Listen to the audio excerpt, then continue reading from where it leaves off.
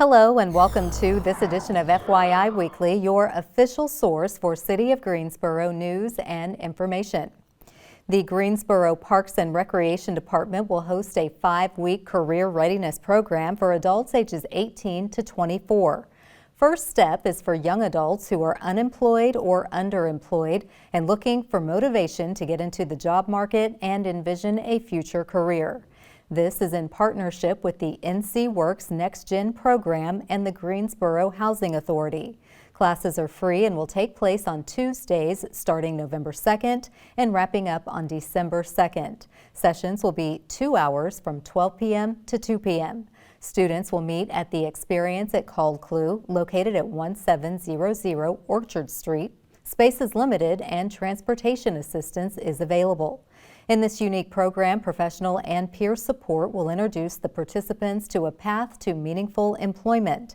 Sessions will touch on barriers to employment, developing personal and professional goals, completing a career assessment, and practicing interview skills.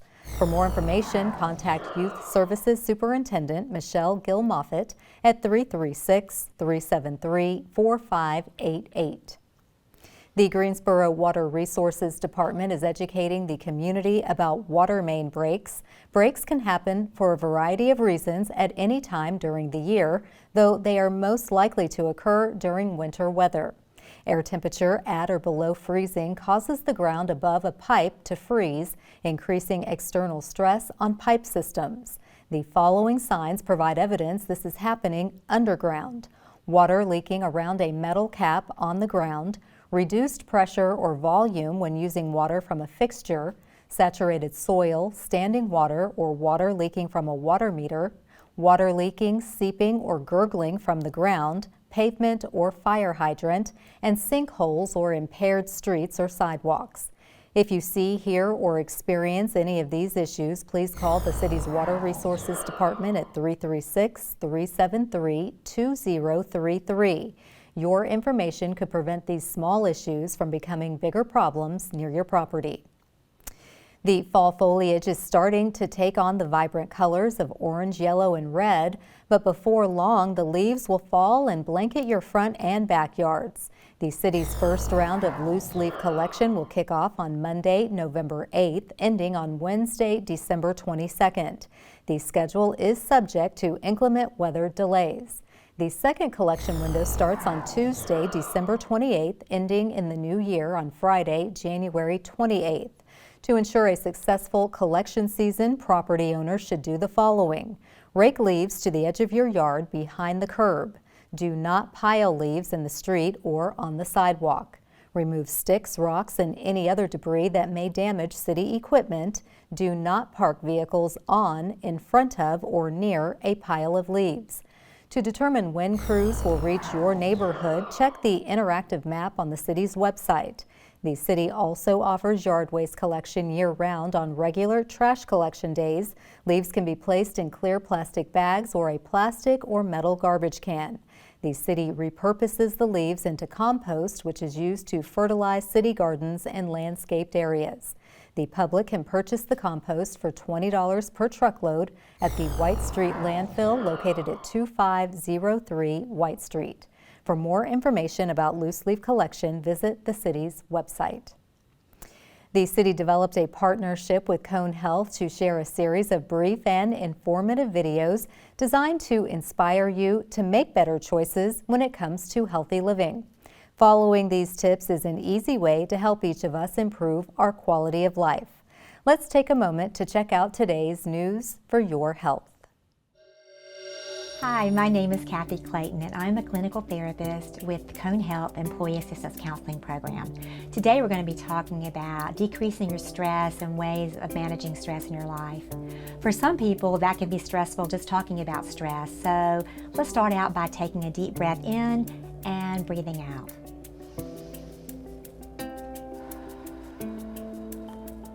Okay, let's begin. So what is stress? It's your body's reaction to any kind of new or difficult situation. What happens is the cortisol level rises in the brain to get you through that stressful time. It's that fight or flight hormone. that rises in the brain. And that's great. When you get through that, it's done, it's over with. But lots of people kind of stay stressed out all the time, so their body is in that constant state of stress. So what causes stress? Change. And that happens every day, all day long, to everybody. Change can be anything from new relationships to a new job, moving, things of that nature that are just typical in life. So change causes stress, and then we have to learn how to handle that. You know, the holidays really cause more stress than any other time of the year. So whenever the holidays are coming around, there's a change in routine. So the holidays are just really more difficult in general.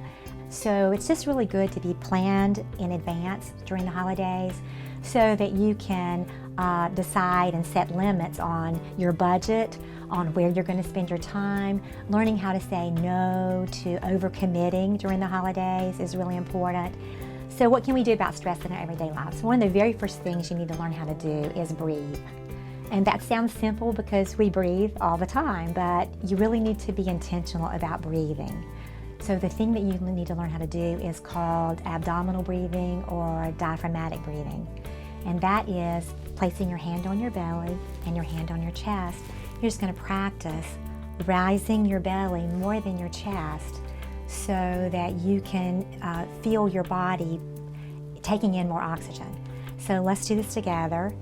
You're going to breathe in through your nose and out through your mouth again, and try to make your belly rise more than your chest.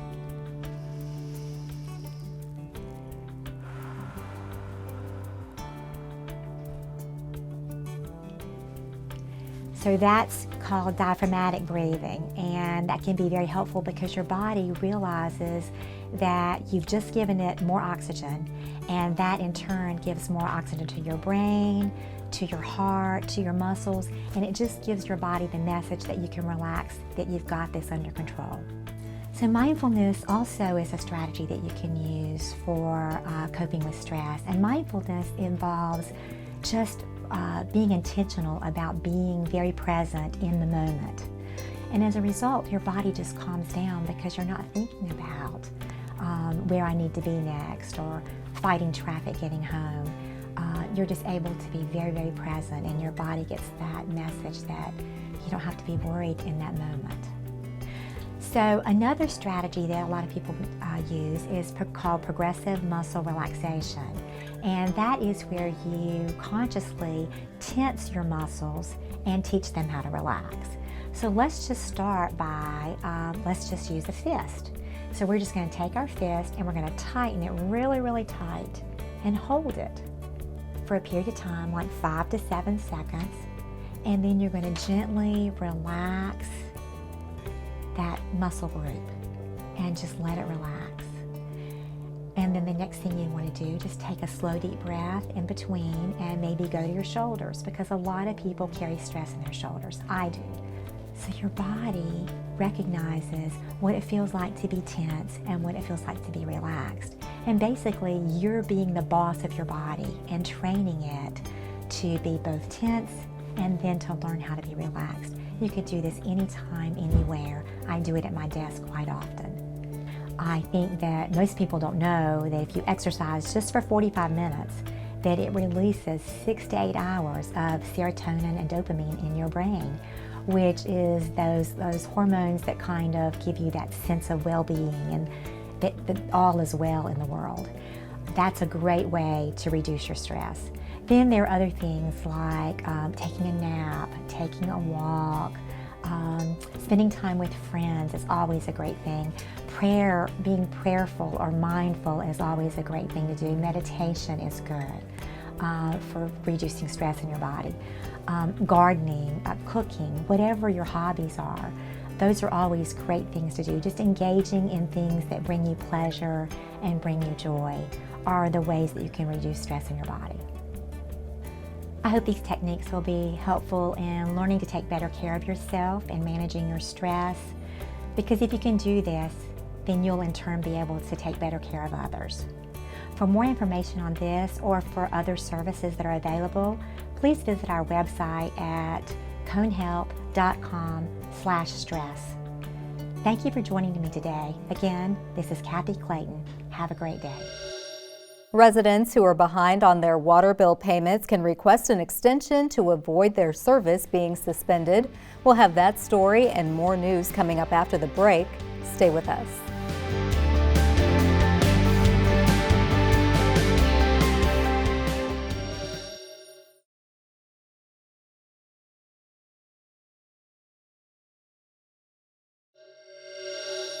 Welcome back to FYI Weekly.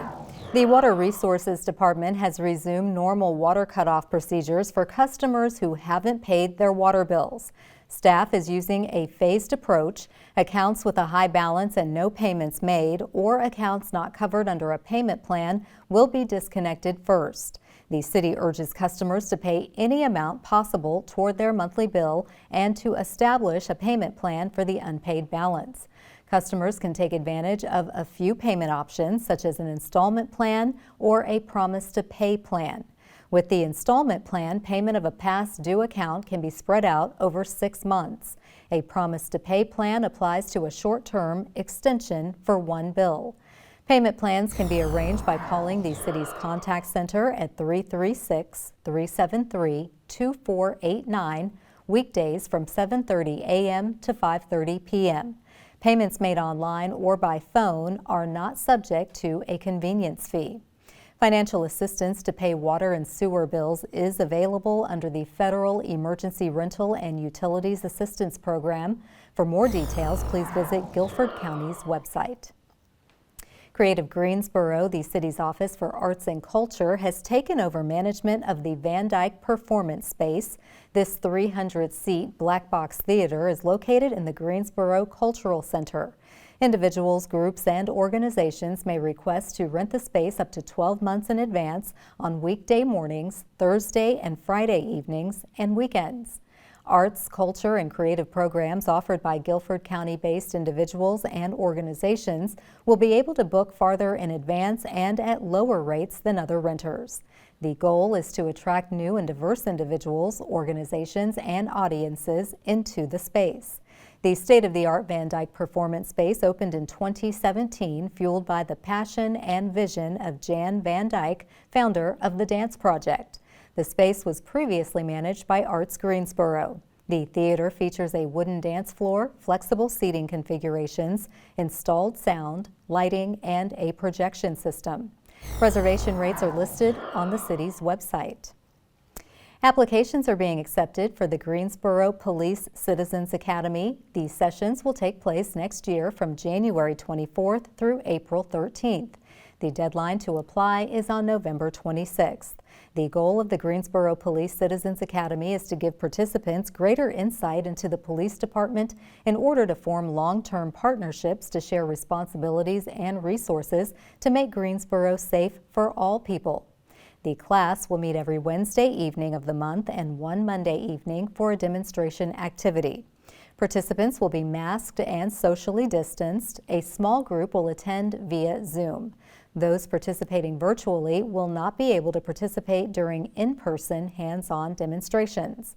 Program planning will adapt as COVID-19 guidelines change in our community. Public safety and the safety of our officers is a top priority. Academy participants learn from subject matter experts across the department and leave the program with a greater understanding of police responsibilities and a new sense of their role in partnering with GPD. For more information or to register online, visit GPD's website for the Office of Community Engagement. Ghosts and ghoulish goblins will be making the rounds on Halloween. Coming up after the break, learn how to keep kids safe for trick-or-treating. Stay with us.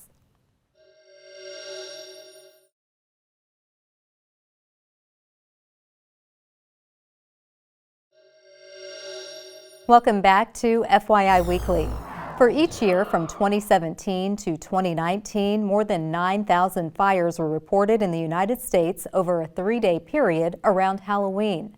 These fires caused an annual average of 25 deaths, 100 injuries, and $117 million in property loss.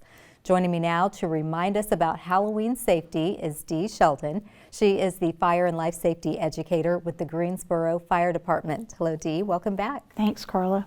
Well, trick-or-treating is supposed to be fun. However, injuries can happen in a variety of ways, and one of which is kids being twice as likely on Halloween to get hit by a car. So what do parents need to do to make sure their child doesn't get added to that statistic? There are some different things. First of all, make sure they're wearing reflective clothing. That's a huge, even the parents need to wear reflective clothing if you're going to be out on the streets. Another thing is making sure that you're carrying a flashlight. So many parents are not allowing or not having flashlights for the kids. Every child should have a flashlight. The more light that's moving, the more lit up we are, the better they can be seen. And on the top of the list, make sure that there's adults with the children. Yes. Yeah. Okay, yeah, kids tend to dart in and out of traffic. Yes. They're not looking where they're going. They're excited. Some of them are trying to challenge others to see who can get the most candy. So Right. they are not looking where they're going. So we need to be mindful of that. And as drivers. Yes. Yes. Now, the second cause for injuries is the risk of fire burns. So what can kids do or parents need to make sure they're doing to keep their kids safe? Well, the first thing is making sure that the costume is fire resistant or fire retardant, and making sure that their clothing doesn't really have any long trailing pieces that could get caught. You know, if you've got a pumpkin sitting on the porch or the sidewalk and the child walks by, that trailing piece is laying on the flame. And then another thing with the jack-o'-lanterns or what we consider a candle or a flame, just use a battery operated. It's much easier. You can use them year after year, and there's no fire hazard involved. Is there an easy fix for the jack-o'-lantern? They're so messy to carve out. No, I wish I had an answer for that, but you know, that's kind of part of the fun. The messiness is the fun. Now, you did mention costumes that should have a label that tells you whether or not the costume is flame resistant.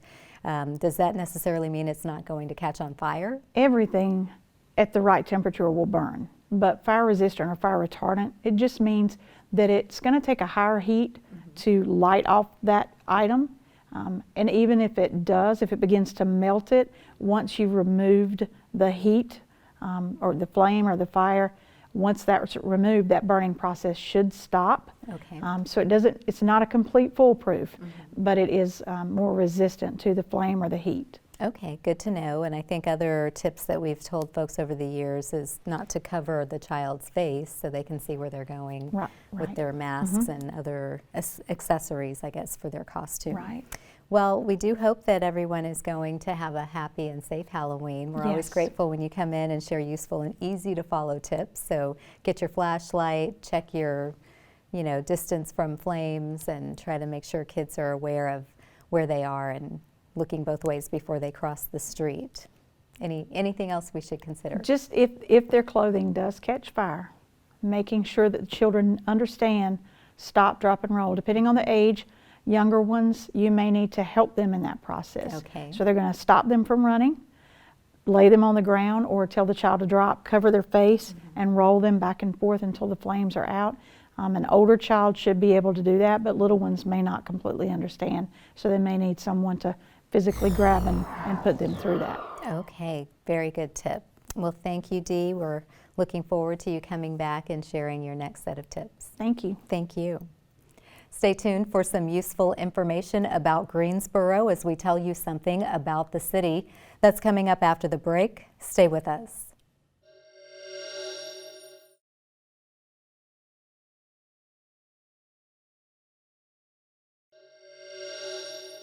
Welcome back to FYI Weekly. One way to stay informed about decisions that impact you and our city is by attending or tuning in to City Council meetings at 5:30 p.m. on the first and third Tuesday of the month. The fourth Tuesday is reserved for a meeting as needed. In response to the growing cases of the COVID-19 Delta variant and to prevent its possible spread, all meetings of the Greensboro City Council have been conducted virtually. Beginning on November 1st, the City Council will return to the chamber on level 2 of the Melvin Municipal Office Building, located at 300 West Washington Street. The public will be allowed in person, but in a limited capacity. Those not in the building can participate via Zoom. The Greensboro City Council meetings are broadcast right here on GTN. The meetings are also streamed live on the city's website and on Roku. To review the council meeting schedule and agendas, please visit the city's website. Here's an opportunity to learn a little something about the city. Steel Hands Brewing is excited to expand into Greensboro. The South Carolina-based company hosted a groundbreaking to announce the expansion of its new location on West Gate City Boulevard. The nearly $4 million investment, located across from Greensboro Coliseum Complex, will occupy 28,000 square feet.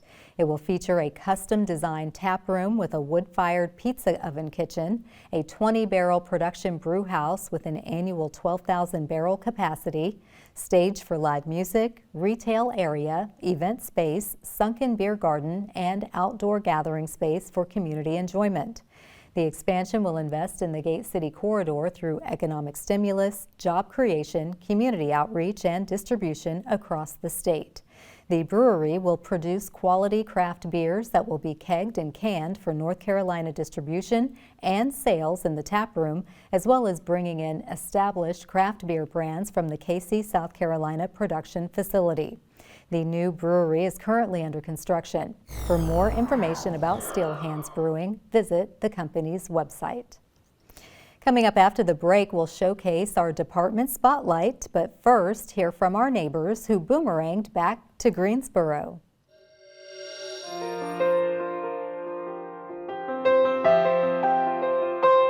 My name is Ryan Deal. I work for the City of Greensboro, leading the Office of Arts and Culture, Creative Greensboro. So we chose a house in New Irving Park for a few reasons. The lot sizes are really great. We have several dogs, 3 to be exact, and so it was important to us that we had a nice big backyard. This one happened to be fenced in.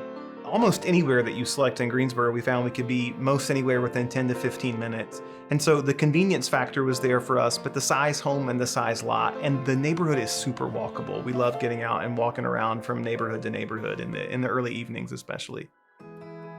My name's Alejandra Thompson, and I work at Thompson Traders. So I moved back from New York City, and I didn't intentionally move back at first. I moved back during the pandemic in March of 2020.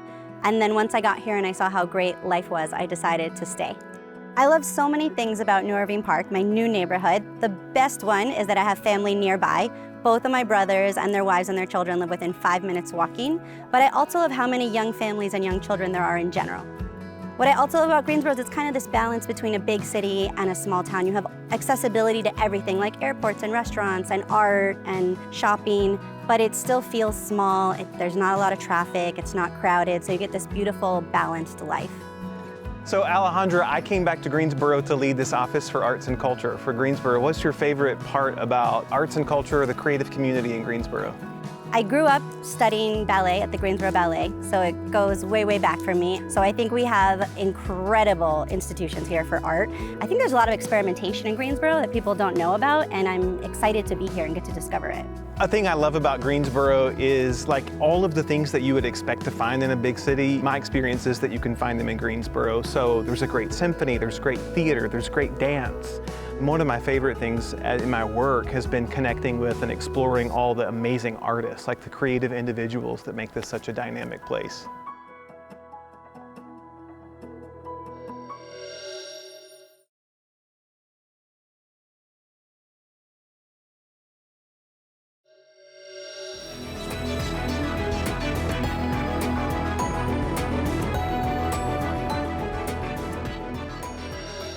Welcome back. The City of Greensboro has more than 20 departments and several divisions committed to serving you, our residents and visitors. Let's go behind the scenes in our department spotlight. The city's Adaptive and Inclusive Recreation Unit, in partnership with the Community and Therapeutic Recreation Department at UNC Greensboro, will host an Adaptive Sports Expo.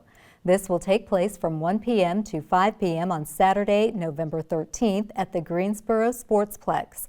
Admission is free and all visitors must wear a face covering. Participants are invited to try a variety of adaptive sports which use amended rules or equipment to help people with disabilities enjoy the game. Expo participants do not need to have a disability to play. The expo features Paralympic sports and other games including wheelchair basketball, wheelchair tennis, beep baseball, sitting volleyball, biking, and boccia. Competitive players will also be on hand to share their experience with the sports. Parks and Recreation staff hope the expo will help draw more community interest to adaptive sports. For more information, contact Adaptive and Inclusive Recreation Assistant Coordinator Caitlin Temple at 336-373-2954. Straight ahead on the other side of the break is this week's Way to Go GSO shout out. Stay with us.